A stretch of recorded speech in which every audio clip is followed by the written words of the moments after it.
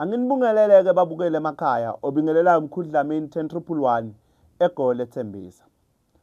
Siyacela-ke ukuthi uma uzoqala ubukele umbukise uthinte i-notification lapha bese uyasubscribe ukuze ukwazi ukuthola neminye imibukiso. Kumahala-ke ukuthi uzibeke phezu kwesimo sokuba yi-VIP, uzibeke kokuthi ube umbukiso wokuqala ngaphansi kwepage lethu into eyithinta umoya.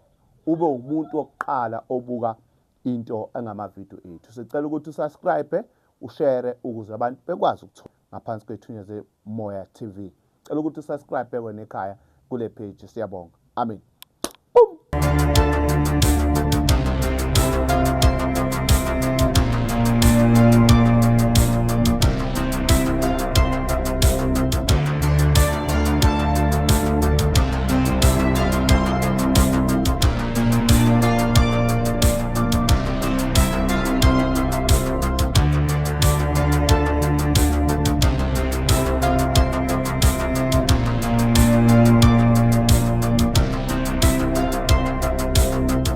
Namhlanje sisaqhubeka nokuthwala noma sisaqhubeka nento ethinta ukuthwala.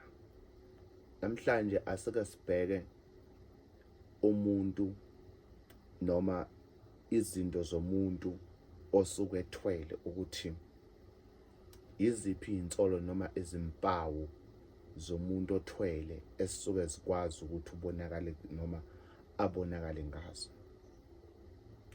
Into eyinkinga-ke abantu abaningi abanaki uma bahlangana nabantu abathwele.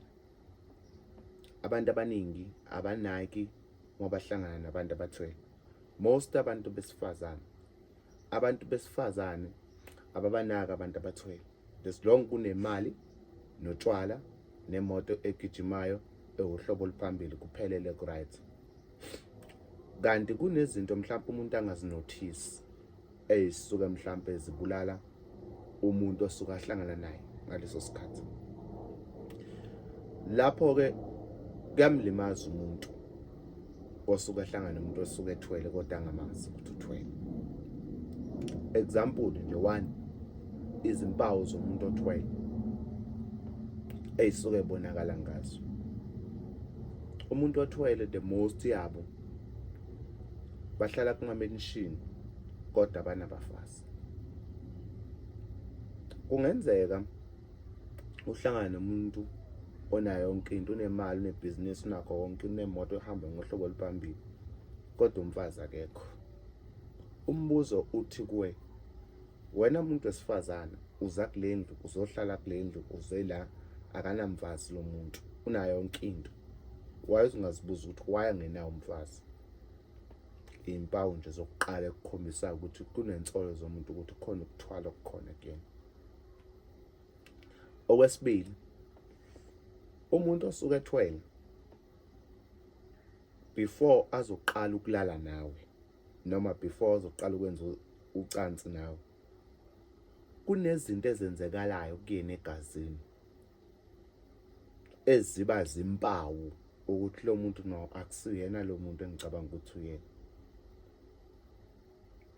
One, ungathi mawulala naye noma usathi usalala naye, ucansi olenza naye alifani nocansi labanye abantu osuke ulenza naye. Kungenzeka ngalesikhathi uthi ulala kanti ulali naye ulala nesilwane kodwa wena udomekile awuboni. Kungenzeka ukuthi ulala naye kanti awulali naye ulala nenyoka kodwa wena udomekile awuboni. Izimpawu-ke ekufuna ukuthi uzinothise ngomuntu othwele. Ngaso sonke isikhathi usuke ekuphushela entweni ukuthi makwenzeke kuyolalwa. Ngaso sonke isikhathi ufuna ukuthi kujahe ukuyolalwa ngoba usuke efuna lento esuke eyifuna ngaleso sikhathi aqede ngawe kuphume futhi ku. Umuntu othweleka kamind ukukuthengela ngisho imoto ka 500 and something, half a million or a million. Akana nkinga nalokho. As long as ukwazi ukulala nawe, then lento efuna uku-operate again. Don't mind ukukuthengela even iPhone 16. You don't mind ukukunikeza imali. As long as ulala nawe, lento yakhe efuna wena idle wena, and then after that kuphele ngawo. Down the line uhlushwa sibeletho, down the line usuhlushwa izinto ongazazi. ubonakala ngani futhi umuntu othwele? Umuntu othwele yena angaba nemali kodwa ifamily yakhe yahlupheka. Why anemali anayo yonke into anamabhizinisi nayo kodwa abakubo bayahlupheka? Izimpawu lezo ezikhombisa umuntu othwele. Umuntu othwele njalo unesikhathi sakhe mawuhlala naye endlini la angakwazi ukuthi abe nawe khona, afuna ukuhlala lapha endaweni yakhe la kathi khona kusemsamo wakhe, la kathi akungeni noma ubani, ngena yena kuphela. Awukwazi ukuthi umuntu wesifazane uhlala nomuntu othi kunendawo ongangeni kuyo, erumini, endlini enkulu noma endlini esuke u-big house kodwa ungeni kuyo. Why? Kunani? Kunezinto eziyimfihlo okungezakhe ezingafuni ukuthi wena uzazi noma engafuni ukuthi uzibone. Lo muntu lo izimpawu zomuntu osuke ethwele. Angiqwayise-ke abantu besifazane. Abantu besifazane abasuke betholakala emabhiyeni, etshwaleni, mathavela, whatever, emashibhini, whatever lapho suke betholakala khona. Bantu besifazane the most abantu abathwele ben-attack endaweni yokuphuza noma endaweni esuke kunokuphuzo oludakwayo, ngoba basuke befuna ubunhlanhla obusuke bukuningi.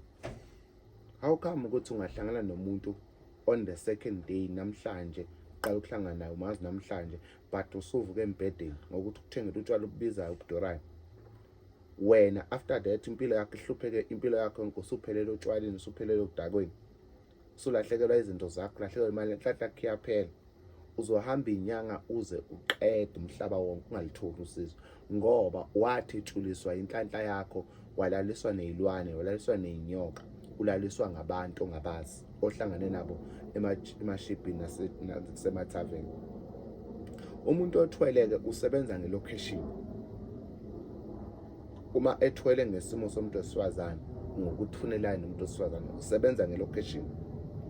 Ilocation asebenza ngayo ukuthi uzosuka la namhlanje ayePitori ayohlangana nentombazane ekuthize okubani bafuna yona, ufuna lale nayo. Don't mind ukubhethe even 5,000, do something for you. Everything ofuna ukuyenza ngakwenzela khona la. After that ufunene embedeni nolala. After that angalali nawe ulale nesitwane sakhe.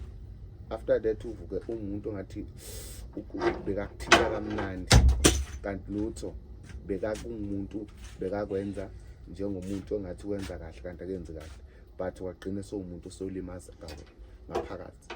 Wavuka ekuseni wathengela iPhone. After that waseshiphele emehlweni qedile ngawo. Njalo ngonyanga noma ngenyanga mawe ama-period wakho awustop. I-reason why usuke sokudla lento eyisilwane esithebula inhlanhla yakho. Ayikho into eyawuphinda ilunga phezu komzimba wakho. Isixwayiso nje ngishiya kubantu. Cela ukuthi ni-like, ni-follow, ni-subscribe, ni-share nabanye abantu ukuze bekwazi ukuthola izixwayiso.